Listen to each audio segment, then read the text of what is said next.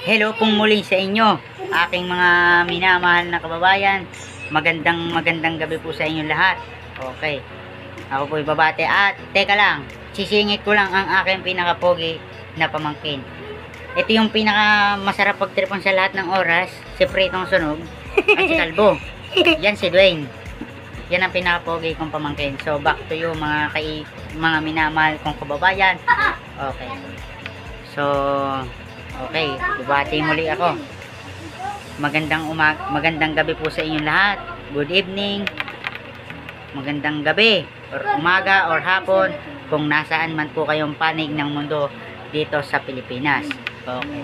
Lalo na po sa mga seafarers at sa mga overseas Filipino workers na nasa labas ng ating bansang Pilipinas.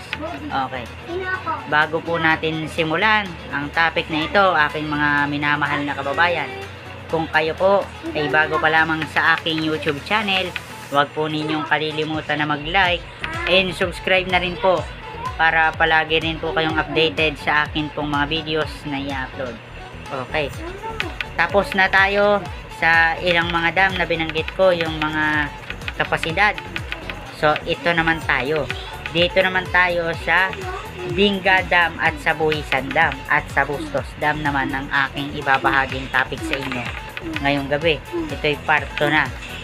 So, medyo mababa ang kapasidad ng aking ibabahaging topic na ito sa inyo ngayong gabi sapagkat nung habang ni-research ko ito dun sa Wikipedia, ang nakuha ko lamang dito ay it's yung construction cost at saka yung opening date. Yung iba, location lamang ang nakuha ko. Sana maintindihan ninyo aking mga minamahal na kababayan. So, bago tayo magsimula, ulitin ko lamang, kung kayo ay bago pa lamang sa aking YouTube channel, wag po ninyong kalilimutan na mag-like and subscribe para palagi na rin po kayong updated sa akin pong mga videos na i-upload. Okay. Ang topic natin ngayon ay yung mga dam pa rin dito sa Pilipinas o yung hydroelectric power plant in the Philippines. Okay. So, ang itatapi ko sa inyo yung Benga Dam, Buhisan Dam at saka yung Bustos Dam. Okay. Medyo mabilis na talakayan tayo ngayon, mga minamahal na kababayan. Ngunit marami kayong makukuhang impormasyon at marami din kayong makakalap na mga magagandang aral mapupulutan ninyo. Okay. So, ano pang hinihintay natin? Simulan na natin. Okay. Ito po, akin pong ipapaliwanag sa inyo. Explanation or pagpapaliwanag. Again, explanation or pagpapaliwanag. Okay, ito. Dam in the Philippines o hydroelectric power plants in the Philippines. Una sa aking listahan, Benga Dam. Benga Dam is a dam in Agno River connected to a hydroelectric power plant situated at Barrio Benga, Barangay Tinongdan, in the municipality of Itogon in Benguet Province of the Philippines. The dam was constructed in August 1956 and opened in May 1960 under the government-owned National Power Corporation of Napocor. 3 years after its sister facility, Ambuklaw Dam, it is located 31 kilometers and southeast of Baguio City and 19 kilometers downstream of Ambuklaw Dam within the upper Agno River Basin Resource Reserve. Improvement of the dam is ongoing for it had received heavy damage during the 1990 Luzon earthquake and its installed capacity of 100 megawatts is being upgraded to 140 megawatts. The Benga facility was constructed in 1956 for power generation and flood control The dam and other non-power components are owned by the government through the National Power Corporation. Okay. Ito, dito na tayo sa mga usapin. Construction began August 1956. Opening date May 1960. Construction cost $18.50 million current price. Type of dam, storage in earth and rockfill. Impounds, Agno River. May height itong 107 and 37 meters. 352.3 feet. Length 215 meters. Spillway type Tainter radial gauge, motor driven hoist, chain lift type. Ito ay may total capacity na 87.44 million cubic meters. Maximum water depth 193 meters and 633 feet. Ang location nito, Barangay Tinongdan, Itagon, Benguet. Okay. Sa pangalawa naman tayo. Number 2, Buhisan Dam. Buhisan Dam is a dam located in Buhisan, Cebu City, Philippines. It is one of the main source of water for Cebu City and Metro Cebu. Part of Central Cebu protected landscape, Buhisan Dam is situated in the mountains of Barangay Buhisan behind Labangon, Cebu, built in 1912 and maintained by the Metro Cebu Water District. Is being developed into a ecotourism location. It supplies 5% of Metropolitan Cebu Water District o MCWD current water capacity. Okay. Ito isa lang to. Ang location nito ay sa Buhisan, Cebu City.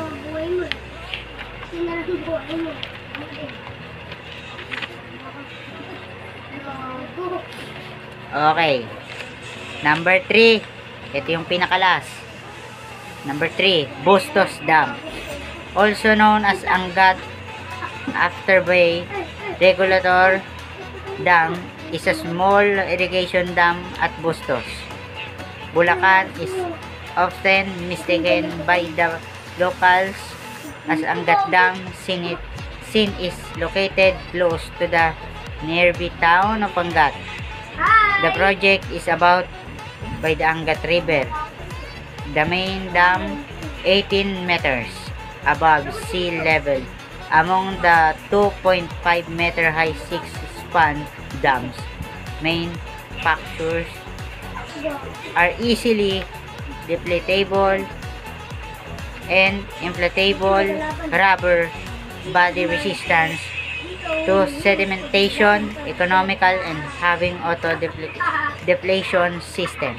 Okay, doon ulit tayo sa budget. Type of dam, irrigation dam. Impounds Angat River. Total capacity 17 times 10, 6 and M3. Location nito ay sa Bustos, Bulacan, Philippines. Okay.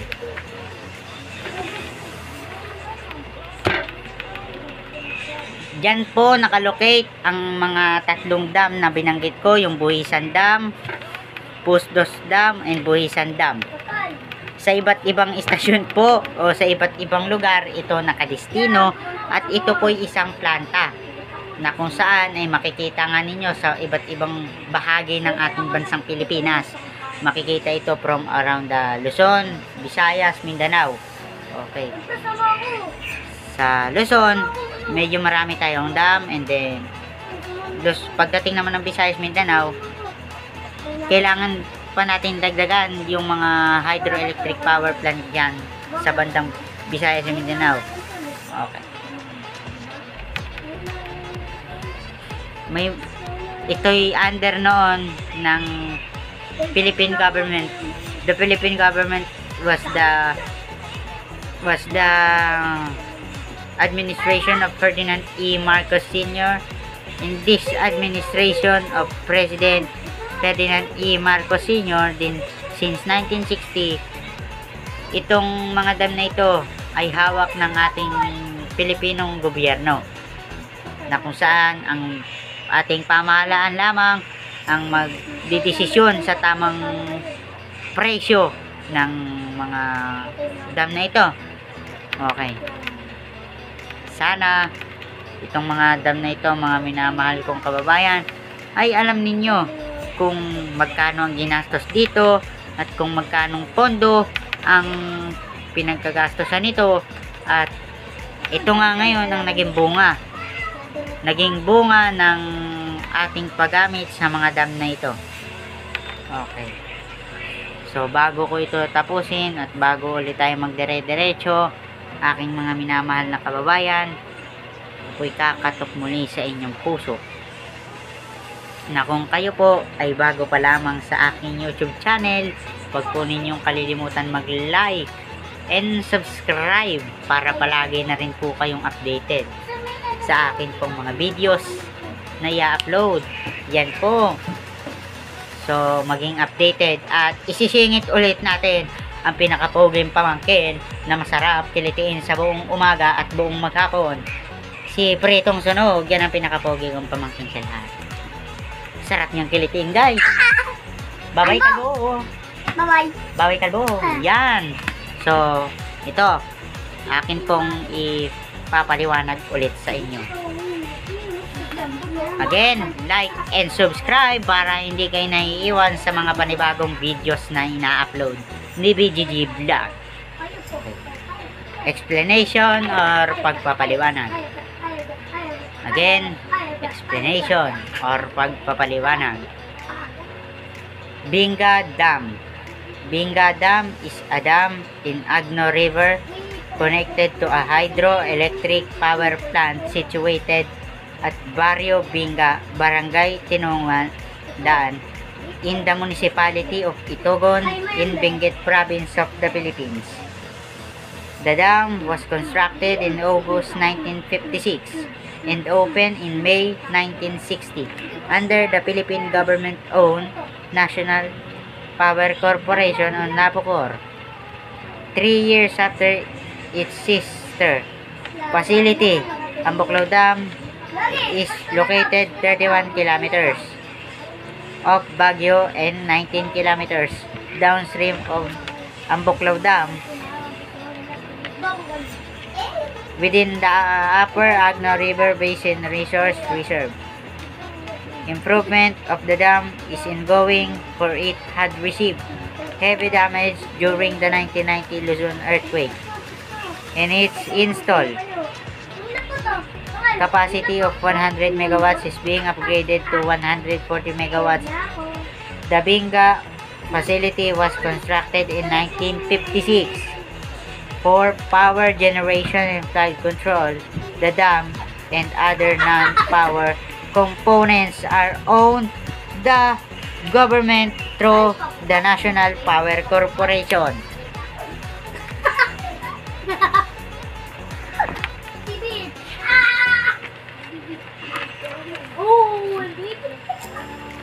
Pangalawa, Buhisan Dam. Buhisan Dam is a dam located in Buhisan, Cebu City, Philippines. It is one of the main source of water for Cebu City and Metro Cebu. Part of Central Cebu Protected Landscape, Buhisan Dam is situated in the mountains of Barangay Buhisan behind Labangon, Cebu, built in 1911 to 1912 and maintained by the Metro Cebu Water District. It is being developed into an ecotourism location.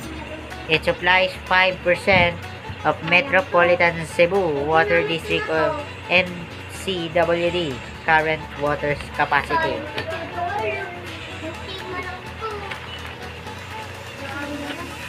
And lastly, pangatlo, Bustos Dam, also known as Angat Afterbay Regulator Dam, is a small irrigation dam at Bustos, Bulacan, is often mistaken by the locals as Angat Dam since it is located close to the nearby town of Angat. The project is about by the Angat River. The main dam, 18 meters above sea level, among the 2.5 meter high 6-span dams. Main factors are easily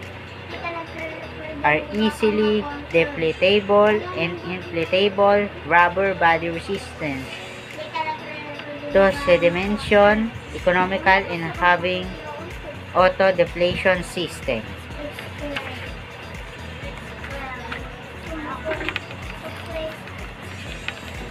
At ayun na po ang aking mga binahagi sa inyong gabi, mga minamahal kong kababayan. At hanggang dito na naman po tayo, at maraming salamat po sa inyong pakikinig, at maraming salamat po sa inyong lahat, at magandang gabi sa inyong lahat. Tayo po ay Pilipino, may isang diwa at meron po tayong isang gawa.